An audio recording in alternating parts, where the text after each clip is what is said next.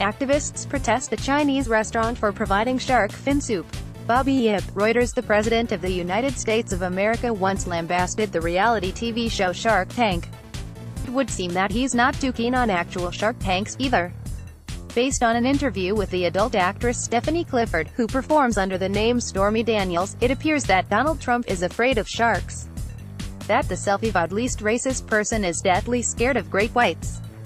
You could see the television from the little dining room table, and he was watching Shark Week, and he was watching a special about the USS something and it sank, and it was like the worst shark attack in history. Clifford recalls. He is obsessed with sharks. Terrified of sharks. He was like, I donate to all these charities and I would never donate to any charity that helps sharks. I hope all the sharks die. This is, of course, one person's telling.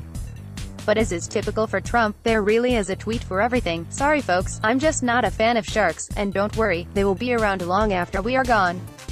Donald J. Trump, at Real Donald Trump, July 4, 2013. It's a pity. In an era of fake news, when evidence is treated as a political plaything, and when people try to will things into reality just by repeatedly saying them, here is one, timeless, inarguable, unquestionable, wholly objective statement of pure, unadulterated fact. Sharks are awesome. As a lineage, sharks, and their relatives, the rays and chimeras, have been around for 420 million years. Jaws are like conveyor belts that continually send new teeth forward to replace old ones. Their skins are covered in small toothy structures called ventricles that reduce drag. They can sense the minute electric fields given off by their prey. They aren't immune to cancer. That's a myth. These widespread traits aside, sharks are also incredibly varied. When people think about them, they typically picture a long, fast-moving, sharp-finned, meat-eating torpedo, all angles and points. But the wobbegong of Australia is more of a sedate, mottled pancake with a frilly beard. The whale shark, the biggest fish in existence, is a 62-foot giant with a head like a doorstop, a back that looks like a starry night, and an appetite for plankton. The Greenland shark is a sluggish creature from the Arctic, whose lifestyle is so slow that it has one of the longest lifespans of any animal. It's possible that Greenland sharks that were alive when the Mayflower carried pilgrims into the New World are still swimming today. I could go on. I'm going to go on. The epaulet shark can use its fins to crawl onto land, scouring tide pools for worms and small crabs. The saw shark has elongated its snout into a long sword with teeth protruding from both edges, an adaptation so useful that sharks and rays developed it on 2 separate occasions. The thresher shark has weaponized its rear end by evolving a side-like tail. It lashes its small fish by whipping the tail over its head at speeds of up to 80 miles per hour.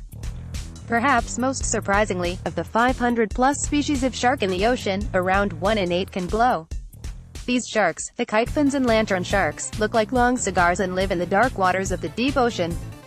There, they use their light to camouflage themselves by canceling out any sunlight from above, and perhaps to communicate with each other by turning their lights on and off like flashing fireflies. Most glowing sharks eat small prey like tiny fish and crustaceans, but one, the cookie-cutter shark, uses its saw-like lower jaw to gouge scoops of flesh from larger targets, hence its name. Its victims have included killer whales, dolphins, great white sharks, one unfortunate marathon swimmer, and the ocean's apex predator, the nuclear submarine. Go back in time, and things get even stranger. There's a common misconception that sharks are living fossils, whose bodies have essentially remained unchanged since the time of the dinosaurs. But I don't see many modern sharks swimming around with anvils on their backs or coiled-up circular saws in their mouths.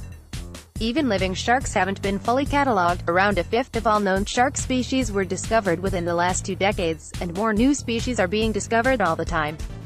You could forgive Trump for not knowing any of this if his only exposure to the animals is through Shark Week. The Discovery Channel's long-running annual event attracts millions of viewers, but it has a track record of promulgating unhelpful myths about these animals. In 2013, they aired a documentary asking if Megalodon, the giant prehistoric shark that made great whites look not that great, is still alive. It is not. Their documentaries about sharks that actually still exist aren't much better. Susanna Evans, from University of North